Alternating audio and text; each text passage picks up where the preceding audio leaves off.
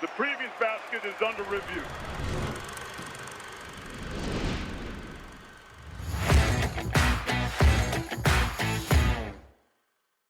Hello, one and all. It's the Basket Under Review podcast. I'm your host, Eamonn Brennan. I'm of buzzer at EamonnBrennan.com, Basket Under Review, chipping in there this season. Before we get to our guest, who is Matthew Winick, and I'm really excited to talk to him, we do need to talk about our sponsor really quickly, but I'm excited to talk about our sponsor because it's Homefield. And Homefield is, I think, quite simply the best place in the world to get timeless, and I will say from personal pre-sponsorship experience, genuinely comfortable college apparel, college football, college basketball apparel. Beginning August 8th, Homefield is launching the Can't Miss Kickoff promotion as they and the rest of the free world gear up for college football season.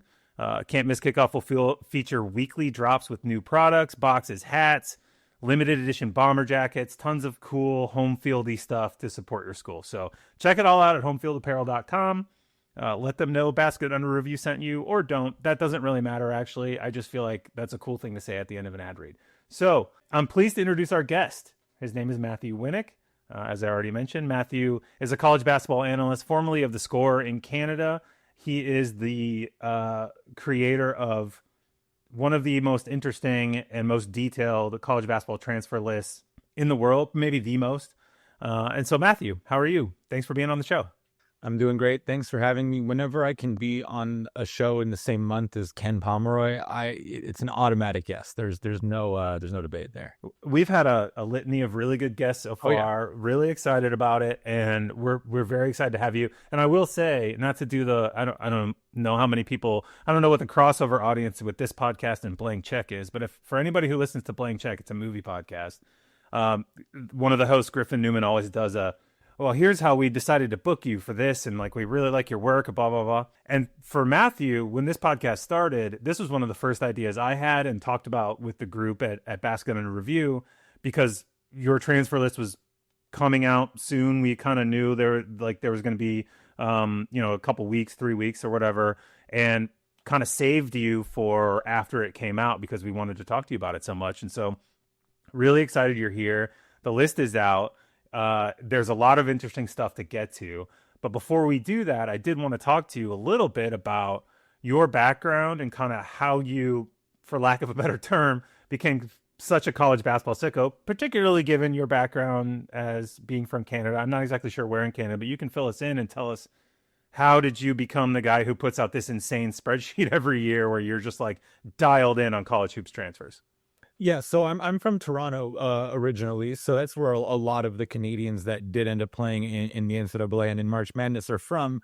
And it happened to be that I'm around the same age as when that became a big deal. I'm about the same age as RJ Barrett, like that sort of era of basketball players. And in Canada, you're going to get all the March Madness games on TV, but that's really it. So that was my little sample every year of college basketball, and it was just so interesting and engaging. And I was keeping up with the Canadian basketball space so deeply that every year I wanted to dive in deeper and deeper and deeper, to the point where eventually I knew enough that when I needed a full-time job and The Score was like, we need somebody that knows college basketball that lives in Canada, I was the best candidate. And that kind of only began the rabbit hole that is college basketball, because with so many teams and so many players and the changes every year, like it's an unlimited rabbit hole of diving as deep as you want. And as you can tell, anyone that's seen my transfer rankings, I really do enjoy doing that. So college basketball is really the space where I can excel at doing that. Yeah, it is a rabbit hole. I can attest to that. And it is,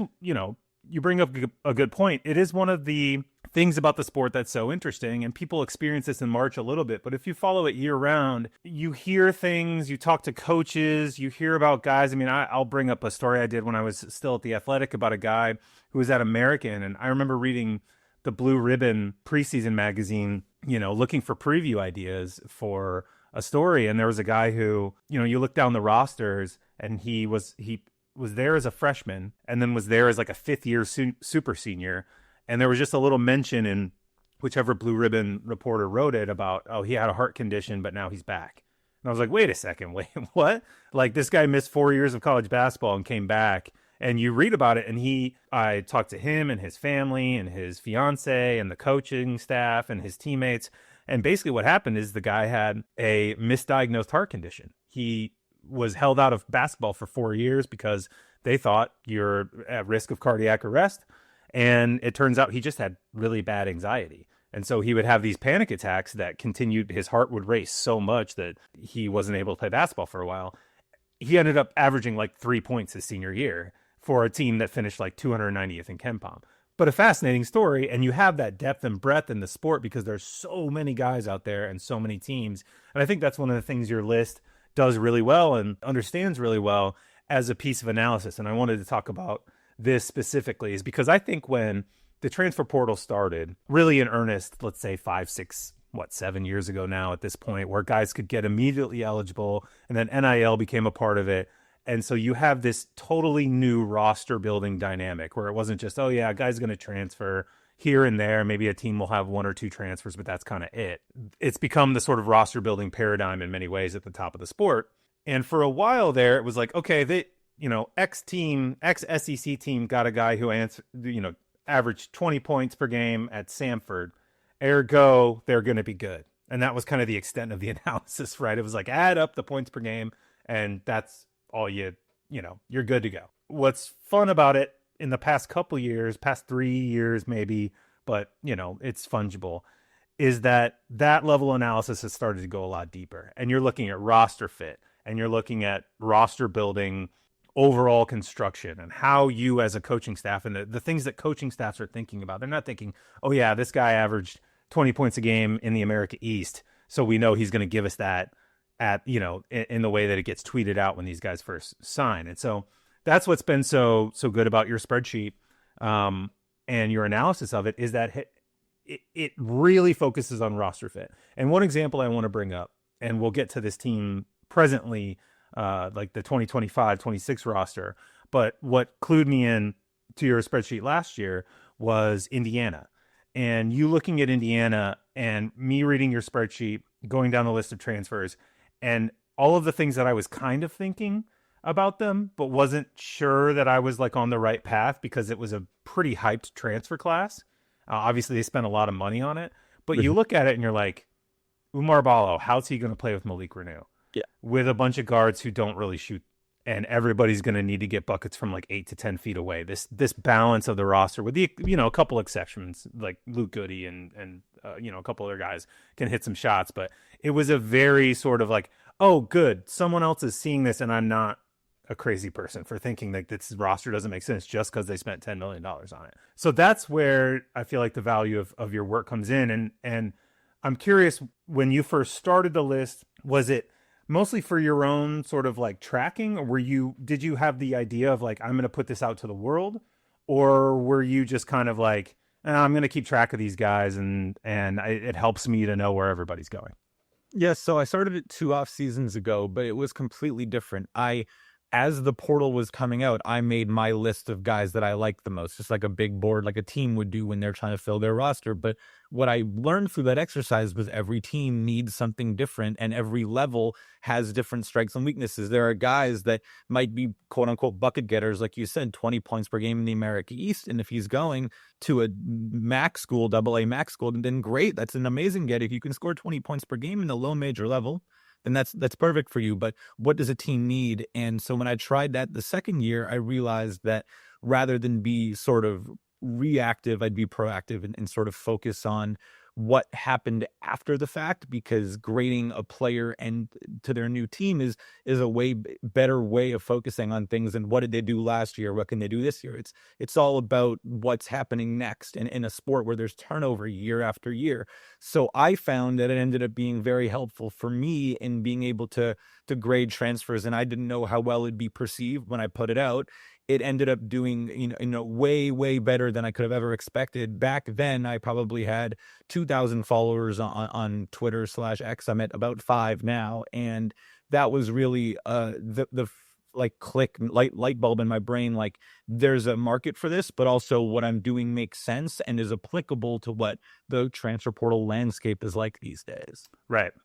And that is truly what I think what the smart analysis has done. And I think we're still in that medium point between, like, so for example, when I read your spreadsheet, I'm reminded of reading like books about the early days of roto baseball, right? Where these guys were figuring out like like the Bill Jameses of the world, but also the guys who were just playing like fantasy baseball, Mm-hmm. who were like, actually, this stuff is more important for telling me how many home runs he's going to hit over time. And I think that we're in the middle point with understanding college basketball transfers, and maybe it'll get weirder with revenue share. It's something we've talked about on the podcast already with Tate. The way college basketball is working right now, I feel like we've gotten to a point of understanding with the transfer portal, and we're starting to get analysis to build off that understanding.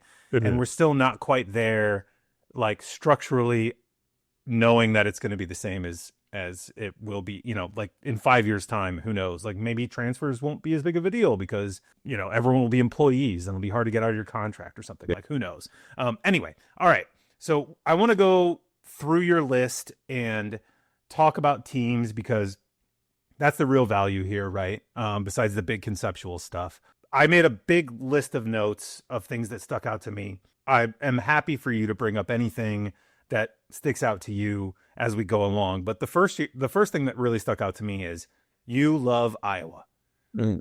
You are a big Iowa fan based on your transfer rankings. And actually, we should say really quickly, before we get in, I did want to ask you, you're grading teams based on purely the transfer portal. Your rankings are purely the transfer portal. It's not whether you think this team is going to be good or not. Like, for example, Duke is ranked at the bottom of the ACC because they had no transfers. Right. So met my threshold. Yeah. We don't think Duke is going to be a bad team. No one thinks Duke's going to be a bad team. It's just transfer portal. Right. Exactly. They had nobody. They don't get ranked. They get a 0. That's fine. Like, yeah. It doesn't mean they're a bad team. It means that they had so many good players from other methods that they didn't need to use the Division I transfer portal. Right. Okay. Just want to make sure everyone knows that before we go in so that there's no confusion as we go along. Anyway, you're a big fan of Iowa. Tell me why.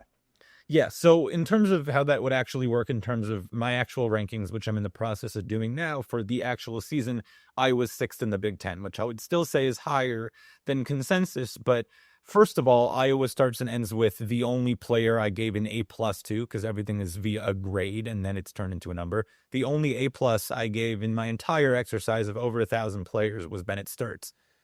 And one of the reasons why I might be a little bit higher on Bennett Sturts than the average person is another very interesting thing about the transfer rankings. I don't look at points per game or any per game stats because I don't think, and this is a whole Ken Palm thing who doesn't use that either, and that's how I learned basketball analytics. I don't use points per game because of the pace variance in college basketball. And a perfect example, Drake was the single slowest team in college basketball last year. They had an average tempo of 59.4 possessions per game. There were teams in them almost at the mid 70s at the upper echelon. So you can't compare apples to apples points per game when you're talking about Bennett Sturts, who was one of the most efficient passers, most efficient scorers in all of basketball. And he stuck with his coach, Ben McCollum, who I like to consider the pick and roll wizard. Even when you go back to his Division III days, he's 97th percentile or higher in his guard, and there's been 4 different guards over this span scoring out of pick and rolls. So the Ben McCollum Bennett Sturts duo that saw Drake go to the round of 32 with not a very talented basketball team, if we're being completely honest. They had a guy that was about to take a accounting job or some job, come back, and he started every single game for them and was second in the country in minutes percentage. Like, now they have real players to sort of fill those roles that came from a Robert Morris team that nearly upset Alabama, and then Hausen, who was at Kansas State. This is a roster that basically mirrors what Drake did last year with Drake's superstar and then actual high major players to fill out the rest of the roster. Yeah, and it's what's really interesting about McCollum, as you mentioned, is that they play slow, but they play tons of pick and roll. You think about coaches like him who get this reputation at lower levels as like, oh, this guy's really good. Like, he's going to be a really good coach one day, blah, blah, blah. And every coach in the country has said that about Ben McCollum for like 5 years because they all know each other and they meet at camps and at tournaments and all this stuff. And you think that he's going to have some weird system. Like, and I'm from Iowa, so like I have a very soft spot for Grinnell. I don't know if did you ever hear the Grinnell like scoring 135 points a game, and it's this weird freaky system that obviously would never work at like a high level, but is fun to think about. But he's like yes, we play super slow and control possession, but we also, when we get on offense, we have a guy who's really good at handling the ball, playing off pick and roll, and making the right decisions. And then we make one or two right decisions every offensive possession, and then we score. And I think the Big Ten's gotten a little bit faster and gotten a little bit more modern over the years, but I think that makes a lot of sense for Big Ten, for Big Ten play and how you want to kind of control games, particularly in road environments where I think it helps to like, I think we saw with Virginia in the Tony Bennett era where they were genuinely really good on the road in ACC play almost every year they were good, is because they just dead the game. They kill the game, they stop you on defense, and then they run their little, they dribble the ball out for 15 seconds and then run their offense for 15. And it works. It's very effective. And it's one of the many sort of diverse styles in college basketball that can be effective. Oh, yeah. And I think that like putting shooting around someone who's and we're talking about roster construction, ball dominant point guard, a team that runs a ton of pick and roll. And then they also love to feed their rollers. So they kept their two big men from last year, who are both two of the most effective pick and role players, going on that role of the set.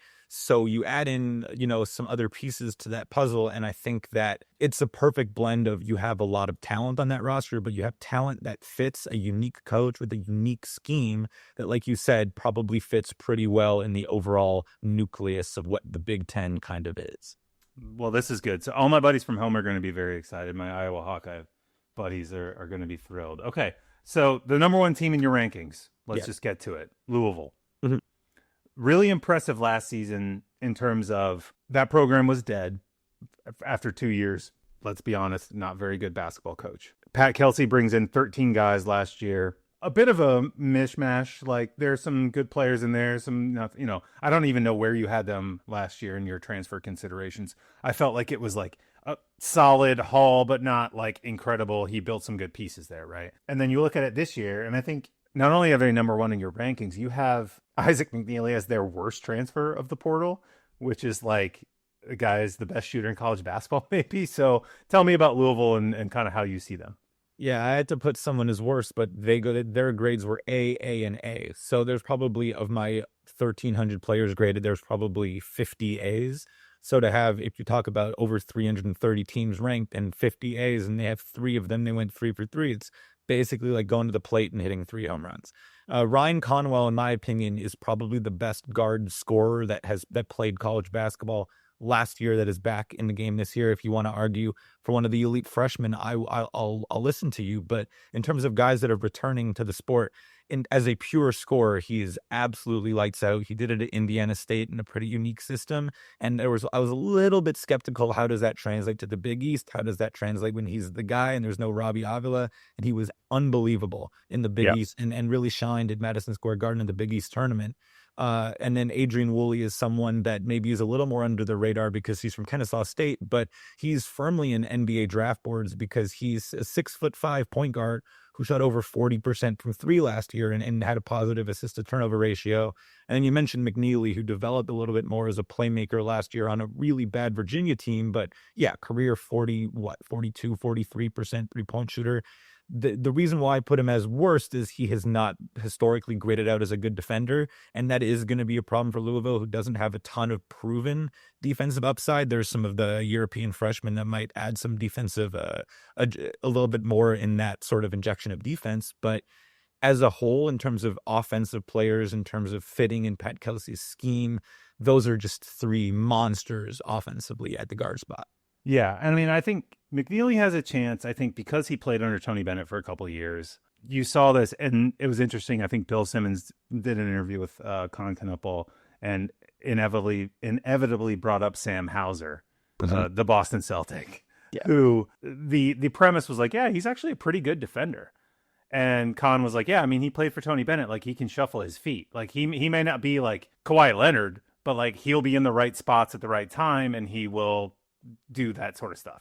I feel like McNeely has that ability as a baseline. He's not going to steal the ball. He's not a stocks guy, right? But he can, like, if he's your worst defender on the floor, you absolutely can have him on the floor because of what he brings offensively. He's so good on the offensive end.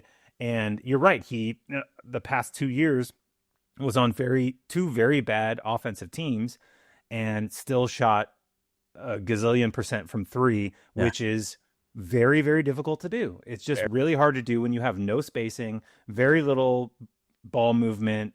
Like, he was hitting guarded threes off of like extended pin downs that are just real, like, not how most offenses work these days. So I think I'm been high on McNeely since his freshman year, and he's a little bit of a victim of circumstance in terms of the Tony Bennett era and it ending the way it did. Yeah. But this could be a really interesting year, and I wouldn't be surprised if he shoots a crazy percentage from three because he's getting a lot of open shots because Ryan Conwell's handling the ball, and all of a sudden people are like, well, this guy might, this guy could play in the league. Like, there might be an NBA guy. Yeah.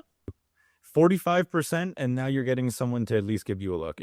As much as we hate to put like a number on a player's ability, when it comes to 3-point shooting, especially as I've done this portal exercise, if you shoot over 40%, you're just going to take a jump up in level because you see that number and that number matters. And I think when you get to 45, now it's the NBA where it's like, well, he's 6'4", he's 6'5", he shot 45%. Like, that's where I think that sort of roadblock is to jump over in terms of right. 30. And but you can be 6'5", and if you hit 45% of your threes in the NBA, you can have a long and very lucrative career. Luke Knufford. Yeah, 100%. Okay, next team. Let's see. Okay, circling back to Indiana. And I just want to say to Homefield, if anybody wants to send some like candy stripe PJs or whatever, we're good on that. Indiana, last year's spreadsheet, like I said, really sort of validated my thoughts on the team.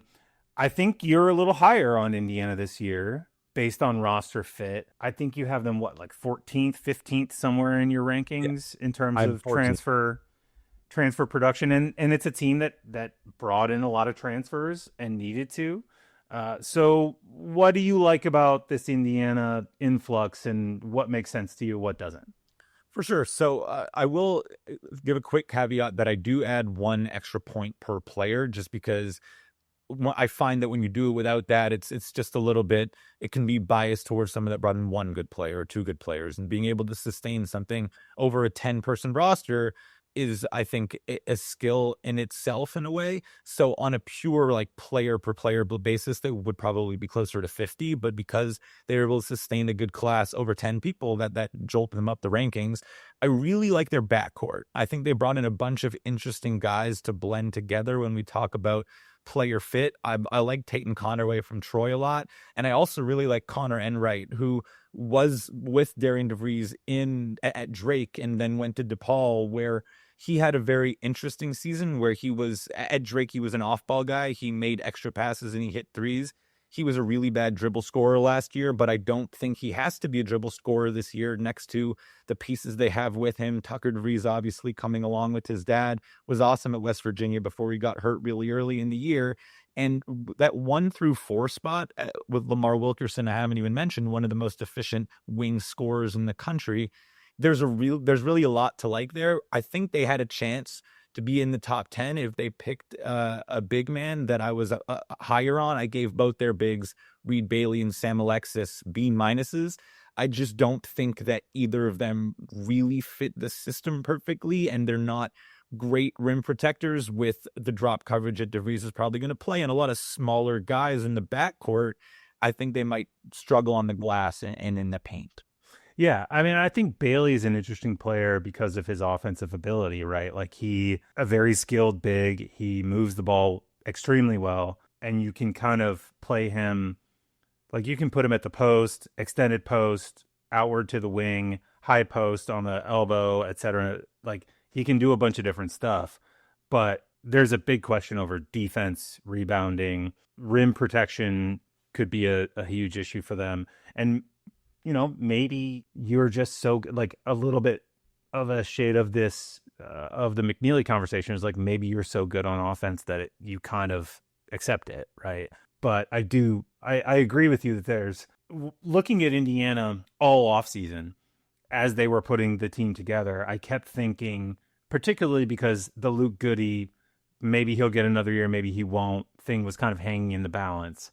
I thought, there must be one more move here that's going to happen. And maybe that was never going to be the case, or maybe they thought they'd get one of the late guys who came out of the draft and came back for a big payday, or, PJ Haggerty or something like that. Not that that would have made a lot of sense roster wise. Right. But there just weren't a lot of guys once you saw the full roster, I guess. And your spreadsheet sort of crystallized this for me. There weren't a lot of guys at that stage that were like, you need like a Alabama big, the kind of guys Nate Oates gets that are like rim protector, rim runner, don't do anything else, rebound the ball. We don't need you to do anything else.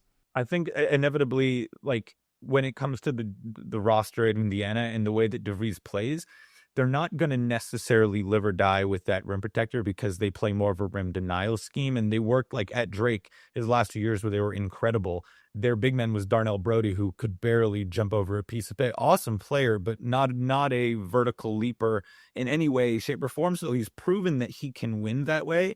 And I keep on going back to what he did at West Virginia last year, where obviously Javon Small is fantastic, but he lost his son 8 games into the season. So they went 10-10 in the Big 12 with insert second best player here, right? So I think that the fact that he's really been given a chest of tools in the backcourt, and the front court is sort of patch and here and there. Maybe you play small ball with Tucker DeVries at the 5 and stretches it 6'7", 230 or whatever he might be. Like, I have faith that he'll figure it out, and he got enough good players that make sense together, especially offensively, that I'm not too worried about the rim protection situation. Yeah, and I'm personally a small ball sicko. I would play Draymond Green and his descendants at center at every opportunity. So that sounds pretty good to me. Okay, so one interesting thing about your spreadsheet, sort of a broader question, not super broad, but if folks who go see it and look at the rankings, and he's at Matthew Winick, by the way, his name, MatthewWinick.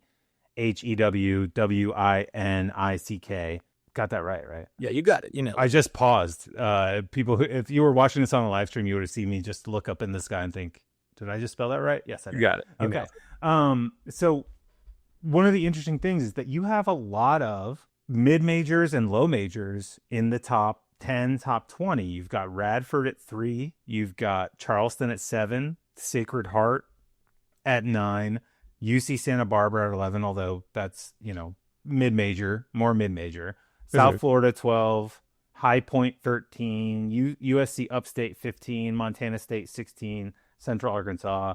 McNeese at 21. So why? What happened? Is this a big theme that we should be writing a feature story about, or like what's going on here?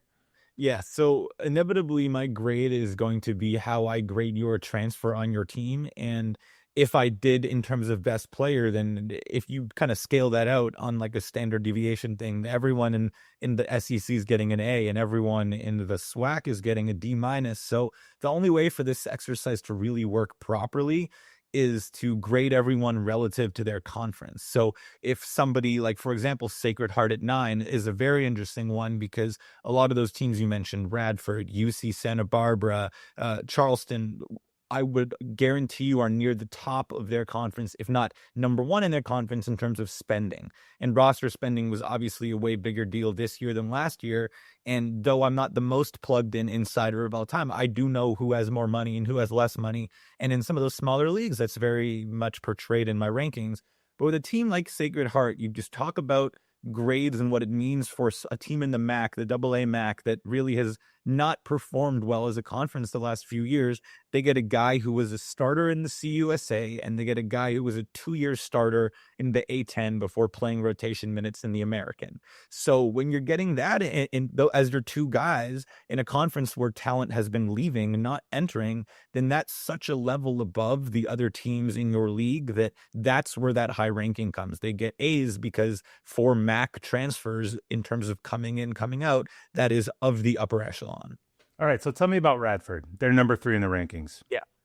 Well, the first thing you need to know is they outbid Clemson for one of their guards. Now, obviously, Kevin Sweeney, who does do work for Basket Review, would tell you off the bat that's because Clemson was paying him like a backup and Radford was paying him like a star, and that's fine. But the fact that happened, even though like 10 years ago, Radford telling a Clemson backup, you can come here and be a star, would have never worked. They had the money to make it happen. So that's the first thing, right? They got a 4-star recruit from NC State who was playing actual minutes and was a 99th percentile on-off defender in the ACC last year. They got a guy that started at Tulane. They got the starting point guard at Tennessee Tech who put up strong shooting and assist numbers, right? They got a 47% three-point shooter who's 6'9". They got Brennan Rigsby who played at Minnesota and at Oregon. These are not things that teams in the Big South do. So these are all high grades, and these are all players that are not typically Big South players, and that's why Radford's that. See, now this is where we start to get into, all right, I got to write a story about this because I'm not unfamiliar with Radford. I live in Virginia now. And like, it's a big school. There's a lot of people that go there. It's not like South Florida where there's like 80,000 people who are enrolled there or whatever, but it's not a small school. It's sort of like JMU a few years back, where that's a big school that a lot of people go to, and their basketball team was routinely like in the 300s in KenPom, and they built a new arena, and like football wise and basketball wise hired really good coaches, one of whom we're going to get to in a minute here. Like became an athletics program that suddenly was like, oh wow, JMU's awesome at football, and their coach went to Indiana and he's a really good coach apparently. There is potential there for Radford, and I want to know now, and I have truly no clue. Like, I'm just riffing here. I would love to know where the spending comes from, and is that revenue share? Like, I honestly don't know, because it's not implemented yet, right? Like, no one's doing rev share yet. Yeah. Maybe that's a promise of future revenue share, but it seems like it's probably NIL, and I would love to know where the Radford NIL money is coming from, because they are pulling really good guys. Yeah. I mean, listen, they hired a coach this offseason who has not been a coach of any by title coach since 2019, since before the pandemic. He's had a bunch of really cool roles, and I think that Rick Carlisle is sort of a mentor of his, and it's a very interesting background. Zach Chu is his name, the head coach. And so clearly whoever hired him was thinking outside of the box, because that is not a hire that anyone makes, even at the Big South level where the stakes are quote unquote lower. So Radford is choosing in an era where you have unlimited freedom on how to build your team and who makes those choices to build it. They've chosen a unique path in a league where you can sort of take that risk. And I think it'll pay off big time, even in year one. Well, it's a very interesting sort of trend that we're looking at transfer rankings. High Point is in like a rank above Indiana, right? Like that's interesting. That's great. And I think fretting about mid-majors and the ability of mid-majors to be a part of the NCAA tournament in the future, and these big conferences just generating all this money and breaking off or doing whatever, we're seeing the ability of these teams to compete for transfers and sort of buck the narrative that, oh, all these transfers just transfer up, right? That's still obviously what most guys do, right? If you're a really good player, you're playing at a mid-major or a low major, you transfer to a program with more money, or in a conference with more money and more money boosters and yada, yada. This has been the thing for forever. But there was also, I think, before NIL, a trend of guys, the big programs hoovered up every good 4-star, 3-star, 2-star recruit. And then those guys wouldn't play. And then they'd go back down to the mid-major level and they'd start playing again. And now they can transfer back up, or they can transfer sideways. They can do different things that they weren't able to do before. They don't have to, you're not stuck at a place for 3-4 years. So it's a really interesting sort of change in how things work and the direction of talent, even if obviously 7 times out of 10, these guys are going to transfer up. Definitely. And that also starts like with the freshmen. And a lot of my transfer rankings this year were guys that started at mid-major spots that are now moving up a level, and especially point guards, 4-star point guards, high 3-star point guards. they were choosing mid-major paths last year because their options were to be the 12th man, maybe redshirt at Virginia Tech, versus you go to like Isaiah Pasha went to Delaware, where he could have been a Virginia Tech backup. He has a really good year at Delaware, and now he's back at Virginia Tech, and he might start, which that might have not happened naturally if he sat on the bench for a year rather than playing real Division I minutes and then making that next step. For sure. Okay, Florida State. This is an interesting one to me because I feel like when the hire got announced, Luke Laux, there was a reaction maybe at Florida State. I can't remember where I read it, but there was just sort of a broad reaction of like, is this like whatever? Are we going to be good anymore? Like, what's the deal here? And that's no slight on Luke or anything like that, but that's just what was kind of floating in the ether, I feel like. And I say that because I don't have someone to credit, but if I spent 5 minutes Googling, I could. Not sure people were super keen on the hire. Let's just say that. You're a fan of the class. What are you feeling about Florida State right now?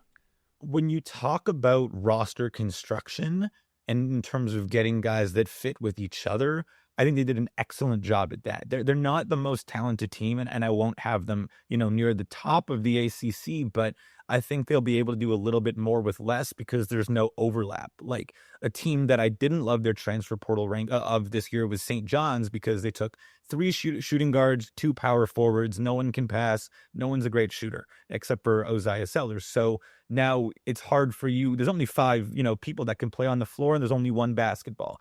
So if those guys can't share the basketball, if they can't space the floor well, and if they can't just be on the floor at the same time because they play the same position, then it doesn't matter how good your players are because you can't have them on the floor. Only 40 minutes, only 5 players.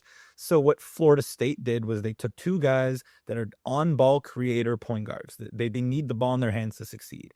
And they took 2 guys that are really good floor spacers, 3-point shooters, Leger Jones, who I wrote about for Basket Under Review, and Kobe McGee, who both were awesome mid-major scorers, but mostly off ball, not guys that need the ball to succeed. And then the big guys they took were very situational bigs, like Shahid Muhammad was, if you cut down the minutes to 20%, minutes played of your team's possessions last year, he was number 1 in block shot percentage. So he's an elite shot blocker. Chauncey Wiggins is 6'11", but he's a 38% catch and shoot 3-point shooter.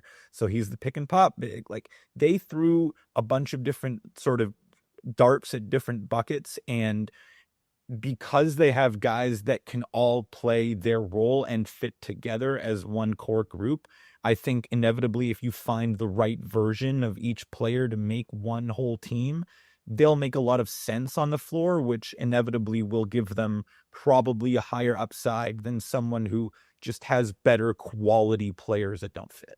That makes sense. Okay. I like that. I think you mentioned them briefly. St. John's. Is it? I do want to get your take on St. John's because I am curious about them in that, as I've written on my newsletter, I think that Rick Pitino was truly traumatized by last year's tournament result. And I think that he has tried to get shooters, basically like guys who can shoot the ball, make 20-footers and also 23-footers without compromising what he thinks are the most important things about a basketball team. And keep in mind that this is I'm literally just going to Google it. Let's look. Rick Pitino age, 72. He's 72. I was going to say 73.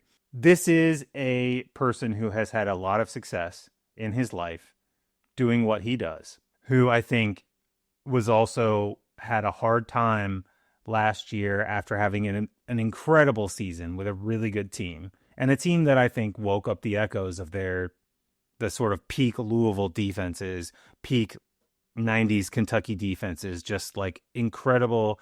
This guy's the best defensive coach of all time.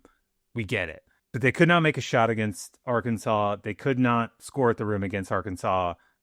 And I think he's kind of tried to adjust a little bit, but maybe not all the way to where you're like, they're going to be running Steve Kerr's 2019 Warriors offense or something. Yeah, well, look, it's not like St. John's didn't have good enough players to advance in the tournament last year. They were a 2 seed. They won a good Big East. This was a good basketball team, But the problem with their team last year was Kadari Richmond and RJ Lewis were their two best on-ball players, and neither of them could shoot threes. So they both needed to collapse the paint, and their third best player, Zubi Ejiofor, is a big man who can't shoot. So he was already in the paint. So when your only two guys can have to get to the paint to be successful, and the third guy is already there, then now you're putting so much pressure on the other not as useful players to hit threes, and Aaron Scott and Simeon Wilcher didn't hit enough threes to space the floor for their top three. So now you move forward to this year, and you're like, okay, how do we fix the problem? The answer isn't get better players, right? They added Zubi, they kept Zubi Ejiofor as their only main piece, who once again is a, rim only big man. He's a good post-up player, he's a great defender and rebounder, very good player. But then the two quote-unquote best players they added in terms of talent, Dylan Mitchell and Bryce Hopkins, cannot play the three because neither of them are good three-point shooters at all. Bryce Hopkins, I think, shot under 20% on limited samples from three-point range his last full season, and Dylan Mitchell didn't even shoot 40% from the free throw line last year. And you're not going to play him at the five because your best player returning is already a big man. So now you've just pigeonholed three of your best players into two spots, and you're going to put one of the better forwards in the Big East off the bench because you don't have minutes or space to play them. Not to mention even getting into Ian Jackson as the quote-unquote point guard when he had a 7% assist rate last year, which is just not something that it's very unprecedented for someone to go in, not be a point guard in college at the high major level, then move to another high major level team and be like, oh, Rick Pitino he's just going to make him a point guard. It's I don't think it's that easy. Yeah. Well, I will say this. In 2022-23, Bryce Hopkins shot 20 of 48 from three in Big East play. That's 41.7%. That was a long time ago. And that hasn't happened since. And his percentage that year overall was 36%, which means, like 20, he made 28 threes the entire season in, let me look, 33 games. Obviously I have this pulled up. This is not off the top of the head. For anyone listening to the podcast who thinks I just know this stuff, no, I'm using the internet. He played, he obviously played 33 games that year. He had a great year that year, but 20 of his 28 threes were in Big East play. I can see yourself as a coaching staff talking yourself into that with Bryce Hopkins. Like you can kind of maybe there's something there. But then he went 10 of 53 the following year in 14 games. So like clearly Ed Cooley was letting him fire him. Mm-hmm. Was that Ed Cooley or was that Kim? That would have been that's Kim. Yeah, that was Kim English. So Kim was letting him fire him. He went 10 of 53 in 14 games and then shut it down. Obviously didn't play much last year and went 4 of 10 for 30, which is 40%, by the way. Yeah. Right. But he shot 60% from three in Big East play in his one game. There you go. That's all you need to know. You can drill this down as much as you want. But I will say, there was a little bit of that. He's not a 3-point shooter, obviously. I'm joking around here. There's a little bit of okay, you don't have to be a 3-point shooter, but you can, the way Rick Pitino's teams play, you can be a 19-foot jumper shooter, and you can still get by with a little bit of spacing there in the way. That's the thing, is that I think there's an idea of we have to have more shooting, but we also have to continue to be extremely long, big, strong, cannot give up anything defensively, and they'll probably be an awesome defensive team again next year. For sure. They're going to be great again, and I'm reading this from the outside. I have no no coaches have sent me any text messages about this or whatever, but the little pivot that I perceive, I feel like is probably not going to yield much fruit because it's not a full commitment. And then the other point that I'll make is maybe Bryce Hopkins can play the three next to two non-shooters, the 4 and the 5, because the 40% shooting from Big East play carries over. But Kadari Richmond was 3 years ago, by the way. Just want to make that clear. 3 years ago, barely played basketball. Kadari Richmond was top 80 in assist rate for the last 4 years of his 5-year college career. So one of a top third passer of all teams of all point guards in college basketball. And once again, Ian Jackson is the new point guard for St. John's, and he was not even top 7 on his own team last year in assist rates. So you get over the shooting thing fine. They also don't have a point guard. So Rick Pitino is one of the greatest defensive coaches of the modern era. And don't get me wrong, I am in no position as, a former journalist, college basketball analyst to tell Rick Pitino he doesn't know what he's doing. And I'm sure they'll be great defensively, even though Ian Jackson was horrible defensively last year. But either way, they don't have a point guard and they don't have front court shooting. So that just seems like a problem to me. Yeah. All the North Carolina people are preying on Ian Jackson's downfall. I've had numerous North Carolina fans tell me that he's going to get benched and sit on the bench all year. So, okay. Speaking of North Carolina, I'm going to jump to this topic. I've talked about North Carolina a lot on this podcast already. I don't really want to talk about them anymore. You have them ranked pretty low based on their transfers, which they have a lot of transfers. Yeah. So it's not a good scene. Right. Like you agree that North Carolina's transfer class is not that good based on apparently how much money they spent. Right. Like Absolutely. I'm not crazy. No, they have some good upper tier guys. I like Henry Visar, but the fact that they're filling their bench out with some of the guys that filled their bench out with is pretty inexcusable for the money. Right. Okay. So I want to move to two other ACC teams that are next to them, literally almost rank above, rank below in the early 200s in your rankings. Pitt, Syracuse. I feel like these are two programs that when they joined the ACC were like basketball. I mean, they were basketball powerhouses. They were big programs. They were important programs for the ACC to add because they were so good at basketball. And the football stuff at that time dominated conference realignment. Obviously, we get it, but they wouldn't have been as accepted in the ACC if they hadn't been routinely good at basketball. And they just haven't been at that level in the ACC for most of the time both teams have been in. I mean, they're okay. Like Syracuse was on the bubble for most of the time, and a couple times they were a 12 seed and got to the Sweet 16 because Boeheim's weird zone freaked people out in the tournament, and they did it, whatever. But like, what's up with Pitt? What's up with Syracuse? Take Pitt first, and then you can go to Syracuse. But like, these are two teams that I feel like the ACC needs to be good, and they are not making that progress, at least as far as I see, and at least as far as your transfer rankings are concerned, which may not be indicative of where you will have them as an actual team. Yeah, with Pitt, I think they'll be one of the worst high major teams in the country next year.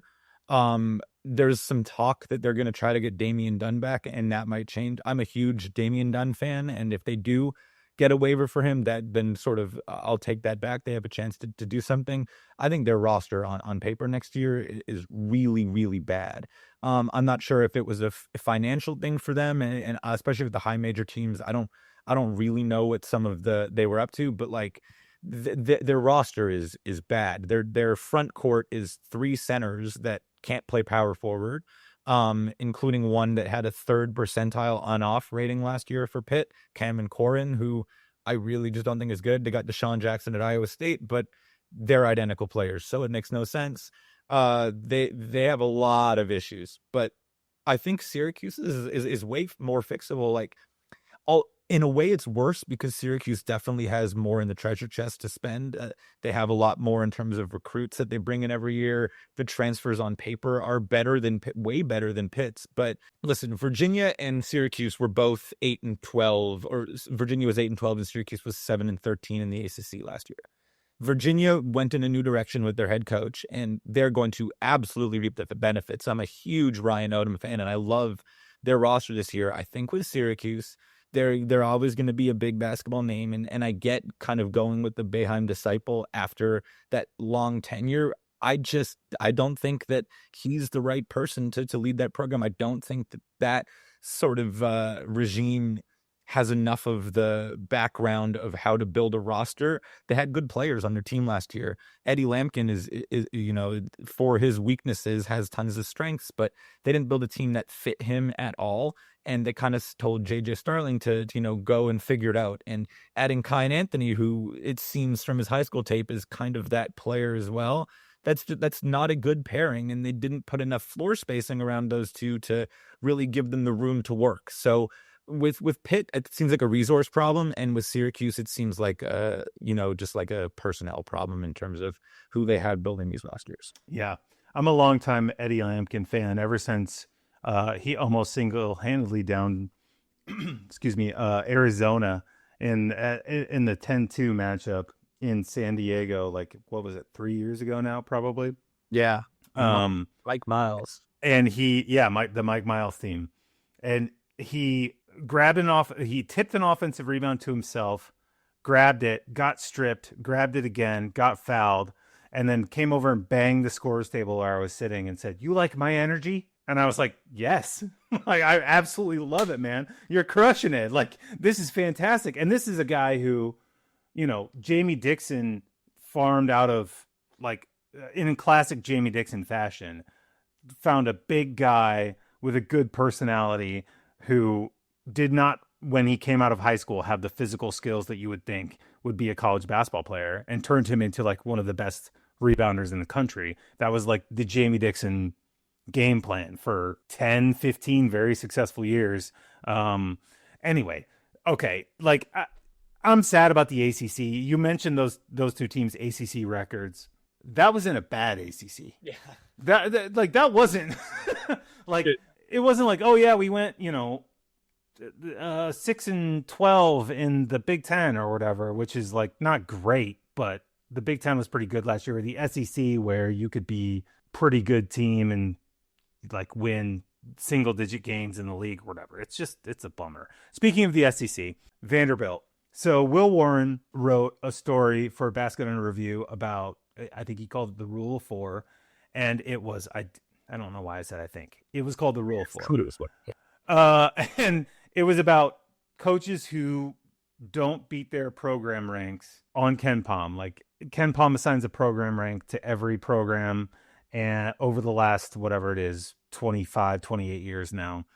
And coaches who don't beat it over the first 3 years, 4 years, tend to not continue to be in their jobs. Vanderbilt did it in year one under Mark Byington. And you have them pretty highly ranked. Tell me about Vanderbilt. I'm a big Mark Byington fan. I think he's a fantastic coach. It's such an interesting phenomenon that he and Kurt Signetti were at the same place at the same time and moved on to not just high major jobs, but high major jobs that are like the dogs in their conference. Yeah. In their respective sports, and are now succeeding. Yeah. I mean, listen, I'm the type of person that really likes to quantify my opinions in numbers. I have numbers all throughout my transfer rankings because, I need to feel like my opinions are valid. And as someone that doesn't come from a basketball background, numbers is the easiest way to do that. But what I'll say about Vanderbilt is Byington gets guys to play really damn hard. Like, they were the smallest team in the best league in the country last year, and they found a way into the NCAA tournament when no one expected them to be even competitive. And that I think that embodies the type of player and the type of players that Mark Byington brings in, and the type of coach that he is. Like, Frankie Collins played on some awful Arizona State teams, and even one year when they were semi-decent, he's full court pressing, he's screaming, he's kind of that Eddie Lampkin style of a point guard where he's in your face. He was 13th in the country in steal rate for an Arizona State team that went, below 500 in a bad Pac-12. But that's just the embodiment of an example of the type of player that, Byington brings in. He brought in Chris Magnon, who had a really good summer league and just signed a 2-way contract, I believe, with the Golden State Warriors or the Grizzlies, who was like number one in steal rate 3 years in a row at Cornell. But because he wasn't a shooter and he was kind of a guard, no one really wanted him. And he's like, well, no, this guy full court presses, plays really hard, like, put him on my team. And then Chris Magnon was probably the best pound for pound defender in the SEC last year. He was number one in steal rate again in his conference. And then Mark Byington's like, okay, well, I came up with this plan. This plan worked once. I took someone from this Cornell system who full court presses all game, plays extremely hard. He goes back. He takes a guy named A.K. Okereke from Cornell. I may have butchered his name, but if I'm not mistaken, he started his career at Cornell as a walk-on, or, I mean, there's no walk-ons, but a student guy. He comes back and now he's one of the best players in the Ivy League. The way that he sort of gets guys to buy into his system, and guys that play so hard and have that underdog mentality, it's really incredible stuff. Yeah. All right. So the last one I want to ask you really quickly before we go, is about Illinois, because this is a wrinkle to the transfer rankings, is that they have a lot of international guys. Yes. Now, they have a lot of international guys who have also already played college basketball, right? But they do have other guys. And you said you're working on your rankings of just teams in general. Yeah. So where do you have Illinois in that aspect? And then where do you rank what they have done? Because I have to be honest, and I've said this in a previous podcast, maybe with Will, I really like Illinois. And it may not be purely objective. It may be, I really want to see Brad Underwood put 5 Eastern European guys on the floor and just see how that goes. Yeah, I think at least in my depth charts, I already have the Big 10 done. 4 of their 5 of their 6 best players have a last name that ends in itch. So there you go, the Eastern European. But I have them in the upper half of the Big 10, close to the middle. The reality is it's going to come down to their players that, I mean, look, if they get one of these European guys that are coming straight from across the pond that have a really great year, great. But I'm not banking on that being the reason why they're good. They're good because Kylan Boswell suddenly learns how to shoot threes again. They're good because the big leap that Andrei Stojakovic took from freshman to sophomore, from Stanford to Cal, carries over going to Illinois in a system that should make him really solid. And the Ivisic brothers are really position style shot blockers, passers, shooters that they've kind of showed its spurts in their stops in Division One. That's the reality. If Boswell, Stojakovic, and the Ivisic brothers are good, it doesn't matter about these unknown guys. They have a good nucleus to begin with. But I think the floor is pretty low, quite obviously. If Boswell continues to shoot below 25% from 3, and they're not a good rebounding team because they're not so great laterally, then it doesn't really matter. So obviously with that sort of type of build, it's going to be a big question mark. But I think if you think it just won't work, I would push back on that there's a real chance. And obviously you're sort of subscribed to that theory. Now, I want to see pure 5 out, constant back cuts, like Argentina 2002 level basketball is all I want to see from Illinois. And if you're listening, please make them appeal to their development. And actually, non-jokingly, I think Stojakovic actually has a chance to be like a star. Like he is the classic NBA player's kid of pretty good. He's developing, but guess what? I have every resource to make him an amazing basketball player. That has happened at every stage of his life. Mm-hmm. And now is could potentially, he scored whatever it was, 18 points a game at Stanford. And now I'm back to the points per game analysis that I decried at the very top of the show. Okay. That's it. That's the podcast. Matthew Winick, it was really good. Thank you so much for all of your insight about all the teams we talked about. Thank you so much for your spreadsheet. People can find it at his Twitter account, at Matthew Winick. Thank you to our sponsor, Homefield. Thank you to our producer, Corey Aldis. Thanks to Basket Under Review. That's going to do it for us. We'll be back next week.